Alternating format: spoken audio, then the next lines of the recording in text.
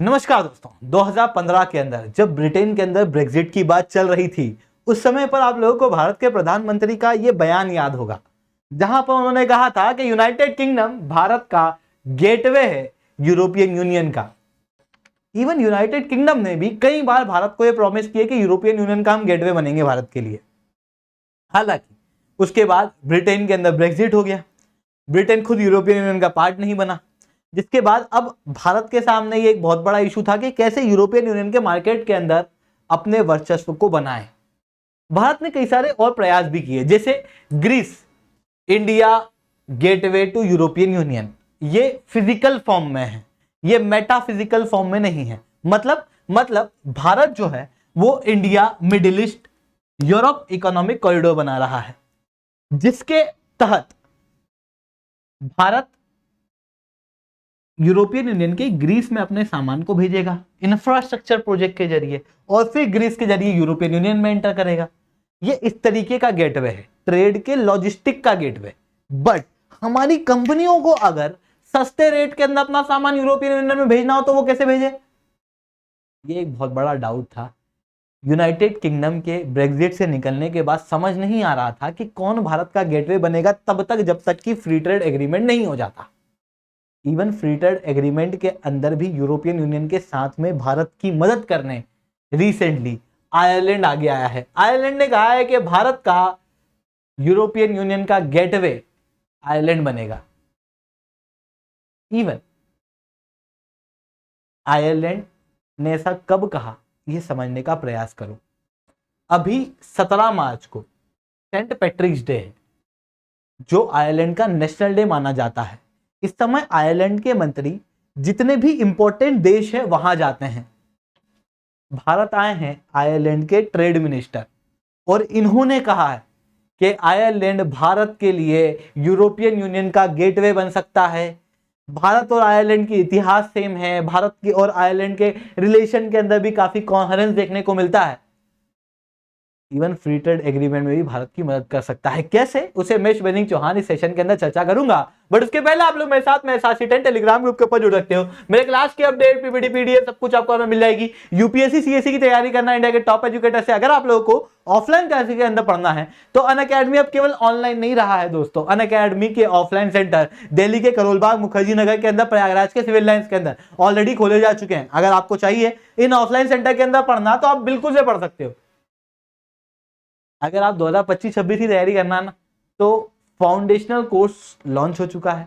अगर आप 2024 के लिए तैयारी करना चाहते हो तो हमारे क्रैश कोर्स है प्रीलिम्स सीसैट के, और कैप्सूल कोर्स भी लॉन्च कर दिए गए हैं केवल उन सब्जेक्ट के लिए जो सब्जेक्ट आपको नहीं आते।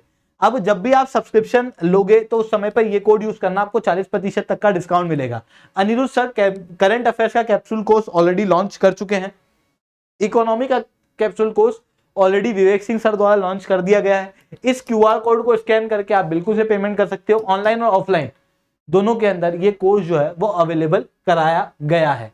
ठीक है, चलिए दोस्तों अब आगे बढ़ते हैं। आगे बढ़ने से पहले एक सवाल मैं आप लोगों से पूछना चाहूंगा कि भारत के प्राइम मिनिस्टर द्वारा रिसेंटली भारत की पहली indigenous green hydrogen fuel cell waterway vessel launch की गई थी किस राज्य के अंदर, यह बताना है।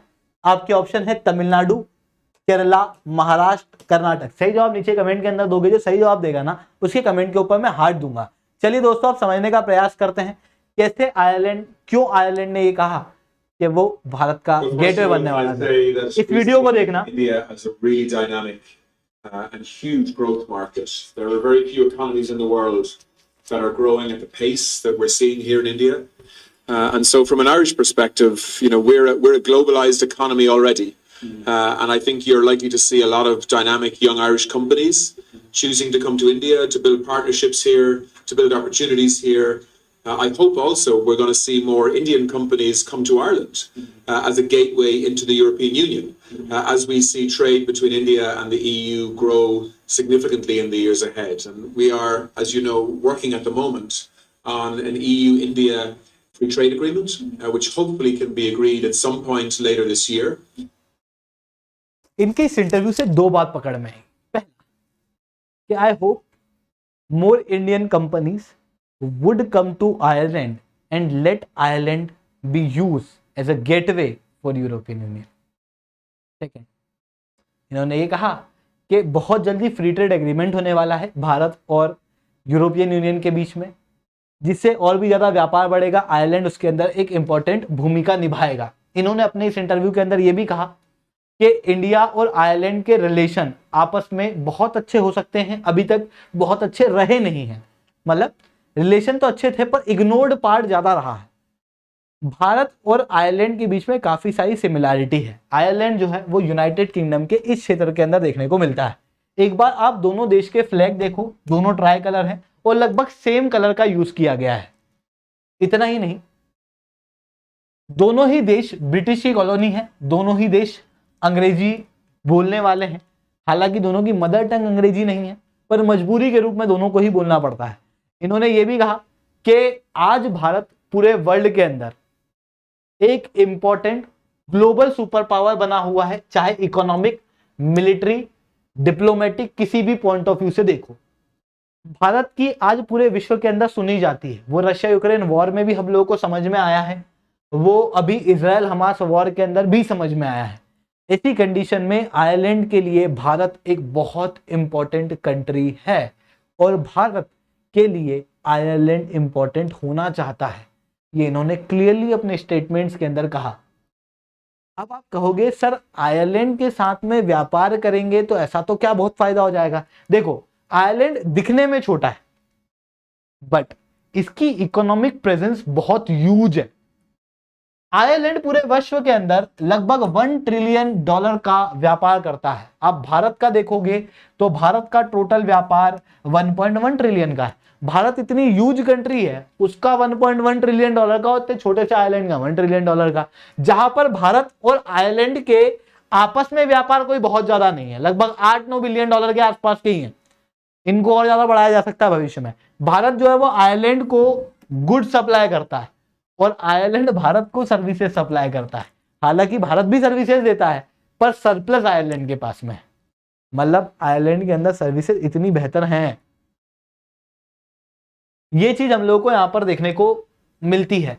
इनका कहना यह भी है कि आने वाले समय में जब भारत जैसी इनॉर्मस इकोनॉमी डिजिटलाइज हो रही है, उस समय पर हमारी टेक्नोलॉजिकल कंपनी भारत को और ज्यादा मदद कर सकती है। इवन भारत के अंदर फिनटेक का इकोसिस्टम बहुत अच्छा है। इन्होंने तो कहा कि भाई मुंबई के अंदर मैं देखता हूं कि लोग जो हैं वो छोटे छोटे थैलों के ऊपर ऑनलाइन पेमेंट करते हैं। एक कैशलेस इकोनॉमी की तरफ भारत बहुत तेजी से बढ़ रहा है। उसके अंदर भारत आने वाले समय में आयरलैंड को भी गाइड कर सकता है। इवन दोनों के बीच में आपस में कल्चरल रिलेशन अच्छे हैं। मैंने आपको बताया किस तरीके से हिस्ट्री सेम है। वहीं पीपल टू पीपल कांटेक्ट भी देखने को मिलता है। लगभग 91,000 वर्कर्स आयरलैंड के अंदर भारतीय हैं। एक छोटे से देश के अंदर 91,000 की आबादी अपने आप में बहुत ज्यादा है। इवन आयरलैंड एक कॉस्मोपॉलिटन कंट्री है, जहां पर हर 5 में से एक व्यक्ति किसी और देश से आया हुआ, उसमें से एक बड़ा शहर भारतीयों का है। 10,000 लोग भारत के बच्चे हैं जो आयरलैंड के अंदर पढ़ाई करते हैं। कई सारी ऑलरेडी आयरलैंड के अंदर कंपनी है, विप्रो, इन्फोसिस, टाटा ग्रुप, ये आयरलैंड के अंदर ऑपरेट करती हैं। अब आयरलैंड के साथ में अगर हमारे रिलेशन अच्छे होते हैं तो इन बातों से आपको समझ में आएगा कि टेक्नोलॉजी अच्छी होगी। आयरलैंड अच्छा व्यापार करता है, इस कारण से भारत के अंदर अगर वो इन्वेस्ट करेंगे तो इन्वेस्टमेंट बढ़ेगा, जॉब बढ़ेगी, स्ट्रेटेजिक पार्टनरशिप हमारी आयरलैंड के साथ में हो पाएगी। इवन यूरोपियन यूनियन के साथ में फ्री ट्रेड एग्रीमेंट होता है तब भी हम लोग को ये सारे बेनिफिट प्राप्त होंगे। हम लोग को यूरोपियन यूनियन के मार्केट को कैप्चर करना है। क्यों करना है? देखो, मैंने बताया आपको कि ये चार्ट है, इस चार्ट को देखना ध्यान से। भारत यूरोपियन यूनियन के साथ में एक बड़ा व्यापार करता है और भारत इस व्यापार में सरप्लस है। मतलब ओवरऑल रूप से भारत यूरोपियन यूनियन को सामान एक्सपोर्ट करता है। अगर भारत के सामान को और ज्यादा कंसेशन मिले तो भारत का सामान और ज्यादा यूरोपियन यूनियन के अंदर एंटर कर पाएगा। भारत का एक्सपोर्ट बढ़ेगा, भारत की कंपनी और ज्यादा मल्टीनेशनलाइज होगी। ये चीज हम लोगों को देखने को मिलती है। हालांकि कई सारी आयरिश कंपनी भारत के अंदर काम करती है। भारत के लिए जो आयरलैंड ने ऑफर रखा है, उनका कहना यह है कि भारतीय कंपनी आयरलैंड में आए, वहां पर आके सामान को मैन्युफैक्चर करे। वहां पर अगर वो सामान को मैन्युफैक्चर करती है तो उनको सर्टिफिकेट ऑफ ओरिजिन आयरलैंड का मिलेगा और आयरलैंड खुद यूरोपियन यूनियन का भाग है। ऐसी कंडीशन में ट्रेड कंसेशन प्राप्त होंगे, जिसके कारण से ओवरऑल रूप से भारत के जो फॉरेन असेट है वो बढ़ेंगे और भारत का जो NIIP है वो ग्रो करेगा। ये चीज हम लोगों को यहां पर देखने को मिलेगी। हालांकि अगर यूरोपियन यूनियन के मार्केट के अंदर ये तब तक होगा जब तक कि यूरोपियन यूनियन के साथ में हमारा फ्री ट्रेड एग्रीमेंट नहीं हो जाता, तब तक। इवन जो फ्री ट्रेड एग्रीमेंट चल रहा है जिसके लिए नेगोशिएशन बिल्कुल फाइनल टॉक्स में है, उस फ्री ट्रेड एग्रीमेंट के अंदर कई सारे रोड़े हैं। मतलब भारत भी काफी सोच समझ के ही किसी देश के साथ फ्री ट्रेड एग्रीमेंट के अंदर पार्टिसिपेट करता है। यूरोपियन यूनियन का भी सेम केस है। यूरोपियन यूनियन के स्टैंडर्ड वगैरह वो बहुत सेंसिटिव है उस चीज को लेके, फूड वगैरह को लेके, तो वो हर किसी के स्टैंडर्ड को अपने यहाँ पर अलाउ नहीं करते। इवन यूनाइटेड स्टेट्स के साथ में उन्होंने ट्रांस अटलांटिक पार्टनरशिप नहीं की इस चीज के चलते। उनका कहना है कि भाई तुम फूड वगैरह के स्टैंडर्ड अच्छे नहीं रखते हो, इस कारण से भारत के साथ में भी उस चीज के लेकर कॉन्फ्लिक्ट हो सकता है। वहीं दूसरी तरफ यूरोपियन यूनियन जो है वो कई सारी भारतीय कंपनियों के ऊपर सैंक्शन ऑलरेडी लगा चुका है, ज्यादा नहीं है, बहुत एक दो ही है। जब रशिया के ऊपर सैंक्शन लगा था तो उसके साथ में, क्योंकि रशिया के साथ में हम व्यापार कर रहे थे, डुअल एक्सपोर्ट का काम कर रहे थे, इस कारण से कुछ कंपनियों के ऊपर सैंक्शन लगा दिया था। वहीं कार्बन बॉर्डर टैक्स जो यूरोपियन यूनियन रिसेंटली इंपोज करने की बात कर रहा है। अब ये कार्बन बॉर्डर टैक्स क्या है? ये कार्बन बॉर्डर टैक्स कुछ नहीं है, लेट अस अज्यूम ये यूरोपियन यूनियन है।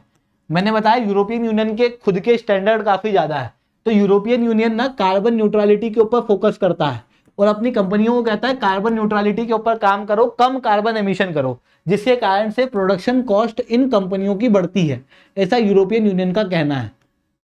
वहीं जो दूसरी कंपनियां हैं जो बाहर से यूरोपियन यूनियन में सामान एक्सपोर्ट करती है, वो लो कॉस्ट पे सामान को एक्सपोर्ट कर पाती है। इवन कुछ कंपनियां यूरोपियन यूनियन के बाहर जा रही हैं और बाहर सामान मैन्युफैक्चर करके फिर अंदर भेज रही हैं, ताकि लो कॉस्ट का सामान जो है वो यूरोपियन यूनियन के अंदर भेज पाए और कंपटीशन को गैदर कर पाए। ऐसी कंडीशन में यूरोपियन यूनियन का कहना है कि हम बॉर्डर के ऊपर एक कार्बन टैक्स लगाएंगे। ऐसी कंपनियों के ऊपर जो कार्बन एमिशन के स्टैंडर्ड को फुलफिल नहीं कर रहे हैं उनके ऊपर एक्स्ट्रा टैक्स लगेगा, ताकि उनका सामान जो है वो महंगा हो जाए या फिर वो कार्बन एमिशन के स्टैंडर्ड को फॉलो करें। अब मैंने क्या बताया, भारत जो है वो भारी मात्रा में यूरोपियन यूनियन के अंदर एक्सपोर्ट करता है। अगर एक्स्ट्रा टैक्स भारत के सामान के ऊपर लग जाएगा तो भारत के एक्सपोर्ट के ऊपर असर पड़ेगा, भारत के प्रोडक्ट की कॉम्पिटेटिवनेस के ऊपर असर पड़ेगा, जिस कारण से भारत इस प्रपोजल का भी विरोध कर रहा है। ऐसी कंडीशन में फ्री ट्रेड एग्रीमेंट बिल्कुल फाइनल नेगोशिएशन के अंदर है। कहा जा रहा है 2024 के अंदर ही इंडिया और यूरोपियन यूनियन के बीच में फ्री ट्रेड एग्रीमेंट हो जाएगा। बट ये कुछ रोड़े हैं जो बीच में अटकते हैं। अगर ये रोड़े अटकते भी हैं तो हम यूरोपियन यूनियन को एक गेटवे के रूप में यूज कर सकते हैं, सॉरी आयरलैंड को एक गेटवे के रूप में यूज कर सकते हैं। हालांकि उस गेटवे के अंदर एक समस्या है, हम चाहते हैं कि सामान हम प्रोड्यूस करें भारत में ही, जॉब भी यहीं क्रिएट हो और हम सामान एक्सपोर्ट करें। अगर आयरलैंड को गेटवे के रूप में यूज किया जाएगा तो भारत का इन्वेस्टमेंट आयरलैंड में जाएगा, प्रोडक्शन वर्कर्स वहां के होंगे और फिर वहां से सामान यूरोपियन यूनियन में जाएगा, तो जीडीपी में किसके कैलकुलेट होगा? आयरलैंड के। ऐसी कंडीशन में अगर हमको हमारी इकोनॉमिक ग्रोथ चाहिए तो गेटवे के ऊपर फोकस ना करते हुए डायरेक्ट यूरोपियन यूनियन के मार्केट के ऊपर फोकस जो है वो करना चाहिए। आई होप आप लोगों को ये सारी बातें समझ में आई होंगी। लेक्चर अच्छा लगा हो तो लाइक करना, लेक्चर बहुत अच्छा लगा हो तो नीचे रिटर्न कमेंट करना। यूपीएससी सीएससी की तैयारी करना इंडिया के टॉप एजुकेटर से। अगर आप लोग को ऑफलाइन क्लासेस के अंदर पढ़ना है तो दोस्तों आप लोगों के पास में बहुत अच्छा मौका है। अनअकैडमी के टॉप टीचर ऑफलाइन क्लासेस के अंदर पढ़ा रहे हैं। इसके अलावा यूपीएससी सीएससी 2024 की प्रीलिम्स की अगर आप लोग तैयारी कर रहे हो, आपको कुछ टिप्स एंड ट्रिक्स चाहिए, ये उन बच्चों के लिए नहीं है जो आज से तैयारी शुरू कर रहे हैं। मैं सच कह रहा हूँ, उम्मीद बहुत कम है। अगर आप आज से तैयारी कर रहे हो, कुछ होना नहीं है।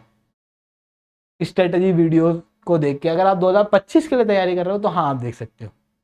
पर अगर आपकी अच्छी खासी तैयारी हो गई और बिल्कुल आप अपने प्रिपरेशन के एकदम लास्ट स्टेज पे हो, आप समझना चाह रहे हो टेस्ट सीरीज कैसे देते हैं, क्या इंपॉर्टेंस होती है टेस्ट सीरीज की, अब आखिरी समय पे क्या स्ट्रेटजी अपनानी चाहिए, कुछ छोटी छोटी ट्रिक्स जो आपकी प्रिपरेशन के अंदर एक बड़ा चेंज ले आए, तो खाना खाते खाते ना आप ये वीडियो को देख सकते हो जो ऑलरेडी पाथफाइंडर चैनल के ऊपर आ चुकी है। इसके अलावा इस सेंटर को देखना, आपको समझ में आ जाएगा हम किस लेवल का कोर्स आप लोगों को दे रहे हैं।